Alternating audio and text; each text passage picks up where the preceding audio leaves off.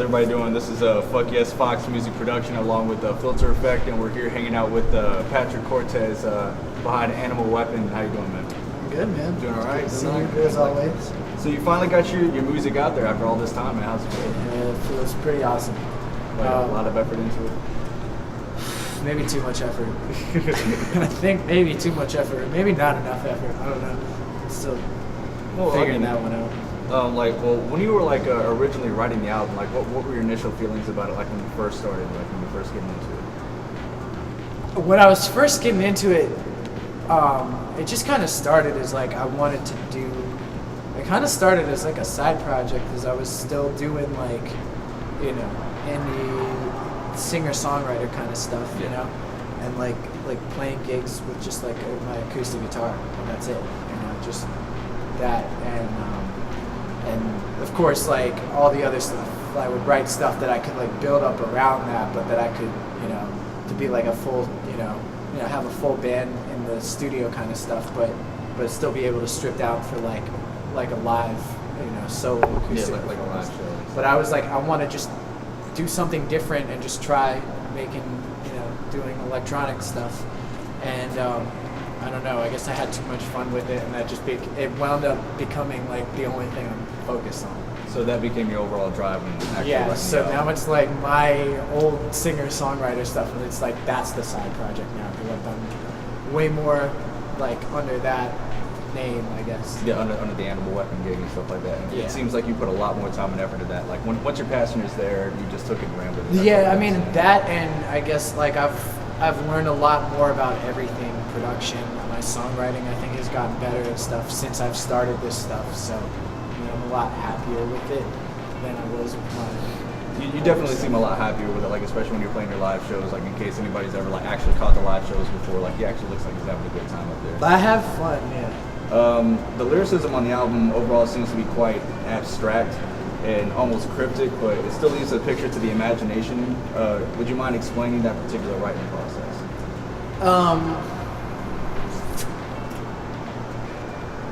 It's I mean, my lyrics, like you said, they're abstract. I'm not really a fan of lyrics that are that are too literal. Yeah, in your face, and that tell you. I like you to be able to fill in the blanks. I know what I mean. Yeah, and exactly. I had something in mind when I wrote it, and maybe you might be able to get that meaning out of it. But if you do, great. I'm not going to tell you if you did or not. Yeah. But Definitely. And if you draw your own meaning from it, then it's just it still does its job. Yeah, exactly. Overall to interpretation, it's from what I've gathered from the album in terms of lyricism, it's almost like a robot learning how to feel, or perhaps trying to remember how it felt. That's how I perceive it. We both know that music is open to all interpretations. Yeah. But what would you say you visualize personally, mentally, when you hear your own record? There's a lot of.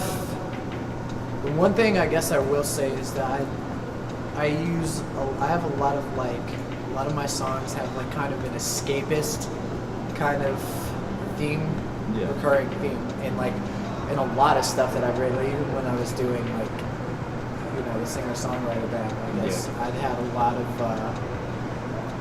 just kind of escapist lyrics. Just kind of finding your way out Yeah. instead of staying in the situation. Yeah. Yeah. I don't know what that says about me. I don't know if I want to know what that says about me, but I don't know. It's a lot of different mentalities, a lot of different mindsets. And, some people, from what I understand, like to write about situations that they think they're always going to be stuck in. And from what I understand, you're looking for a way out instead of being always involved in that particular situation. Yeah. I would obviously have to say that I sense some shades of later Radiohead and perhaps even some Sneaker Pimps with some of the trip hop feel, especially in the instrumental tracks. Would you say that any of those albums or artists were a constant influence during the creating process of this record? Sneaker Pimps I've never really gotten down with. Radiohead, absolutely. Yeah. Radiohead, Radiohead is easily one of my favorite bands. I think they are easily the greatest band of our generation, and they are one one of the best bands of all time. Like I put them up there with fucking the Beatles, you know. Yeah, absolutely. They're just. I mean, there's no argument that some of the greatest music we've ever heard comes from Britain. That's all there is to it. It really is all there is to it. But judging from the comments and reception on Facebook and sites like that, people seem to love the album simply for what it is. And some people have even said that they've passed out to it or fallen asleep to it. Did you think your album would receive that kind of positive reception? Just passing out to it. Good. Was that good reception? I didn't mean like in a drug-induced coma, like just more like, I guess just more of a relaxation kind of thing. Yeah, well then, mission accomplished, I guess.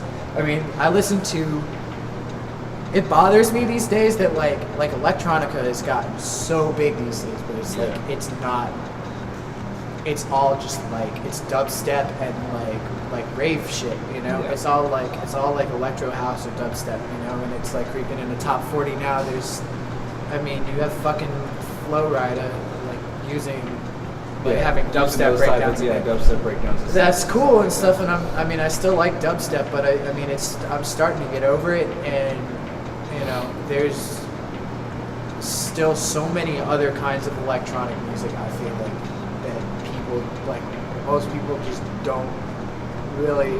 They're maybe like peripherally aware of it, that it exists, but they don't. Nobody they don't take really the time to maybe try to indulge into it and find a whole different side of electronic. I don't really know a whole lot of people that are down with trip hop or like IDM or glitchy shit, like down tempo stuff, and that's what I'm going for. What were some of your feelings just loosely when you were writing a Mexican Standoff? That seems to be a staple track on the album, and yet the most melancholic musically and lyrically. Yeah, that one's different. Well, that one was the first. That's the first track that came out under the banner of Animalweapon, and that one just kind of started out as a kind of just an experiment, right? Just to see if I could pull off a cool electronic sounding track. And it's definitely very electronic, but it's probably the closest thing on there to a rock track, besides maybe to a single of that kind of genre. Yeah.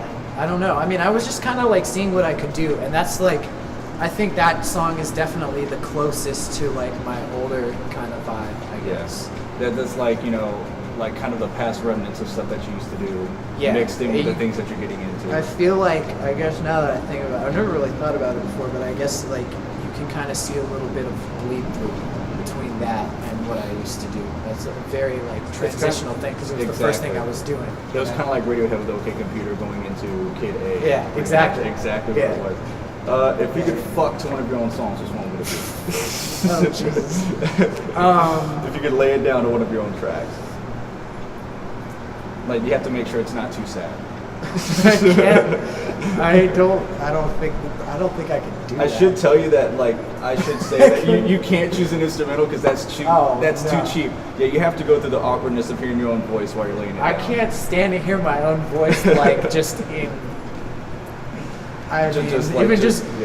Mixing the record was a bitch because I had to hear my own voice. Yeah, several times, exactly. Part of it is because I just don't like my own voice, period, and part of it is because of the whole you're your own biggest critic, artisty bullshit, whatever. Okay. Any track on the album. I won't limit it. It could even the instrumentals. I won't limit you. All right. Maybe Flight Pill. I knew it. I knew you were gonna say Flight Pill. I knew you were gonna say that. Would you consider The Alchemist a good song to strip to? It could be, I guess. Oh, maybe not even just strip. Maybe pole dancing. Maybe something along those lines of sinful act. Oh God! In reference to The Alchemist. I know. I'm only taking two answers for this, and that's yes or no. You can elaborate on it, but it could be. It could be. It's whatever you want it to be. All right, that's leaning more towards a positive note. Oh God, that's not going to get out of my head now. All right, this is a really serious question, and I kind of want a relatively definitive thought process on this. But who shot first, Han or Greedo? No. There's no question. No. There's no thought process. It was Han. There's no thought process. Why did he shoot first? Because he shot first. No, there has to be a reason. I don't want to Because he's a fucking badass. That's why. All right, that'll work. All right. The artwork done by Jonathan Williams on the album is definitely amazing. It's outlandish. It's actually something I didn't expect the cover to be be honest. Can you tell us anything behind that creation? Here's my whole process of working with Jonathan. As you know, as some of you at home know, Jonathan's like my best friend, and really early on when I started doing all this, he was like, oh, I want to do all your artwork. He went to school for film, but he's still an artist too, and he's like, I want to handle your artwork. So he did the artwork for Mexican Standoff and Research. He didn't do Renbar, but you know. And those are all pretty cool stills, by the way. I thought they were amazing. Yeah. And you know, the plan was always he's going to do the cover art for the album too. But for some reason, I guess maybe just working with him, maybe if I was working with somebody else, it would be different. But I never was too married to any one idea on what the cover artwork for any of the singles or the albums should look like. You know, because like. I took that, like, I guess I get my hands, like, so much in my own music that, like, I don't need to, and I guess maybe there's some part of the process I need to not have to worry too much about. So I just, whenever it's time, whenever it's artwork time, I just tell Jonathan, like, do whatever. Yeah, lay it down. Exactly. Like, you know what it sounds like. He gets to hear everything, like, as I'm working on it. If I've got anything of any kind of measurable progress, I let him hear it. Yeah, so basically he uses that as kind of inspiration for you. I said, you know what it sounds like, make something that fits it and make it be dope, and I trust you to do it, and he has never failed. Exactly. So what can we expect from you in the future, man? Like in terms of like shows, tours, anything like that? Anything going on with the label? There's I'm gonna be doing some shows coming up. I have a festival in Wilmington in first or second week of May with Philosophy Major, the label. We have our own stage at this festival in Wilmington, Mayhem Fest, and so I'm going to be playing a couple sets during that. I believe it is in the middle of nowhere and goes overnight, so I think I'm going to be playing like in the wee hours. Yeah, exactly. We have a big show that's probably being rescheduled coming up at Deep South that we're trying to sell out. Hopefully make some money off of that. Yeah. And then later in the summer we're trying to go on tour, I guess, along the East Coast. So probably from a couple cities from here up through like New York City. I guess. Just East Coast and it pretty much. Yeah, and then I'm going to be doing some remixes. I know I'm doing a remix for Future Fruits' new album, so that's going to be awesome. And I believe I'm doing a collaboration with Contesca, my boy Joey, who's also on the label. Well, man, that's pretty much all I have for you. I thank you a lot for your time. This is FuckYesFoxMusic with Filter Effect Productions right behind the camera. Patrick, thank you very much for hanging out with us. All right. And you guys pick up Animalweapon. Good luck, man, on iTunes. Google that nonsense. Find it because you won't regret it. Real talk.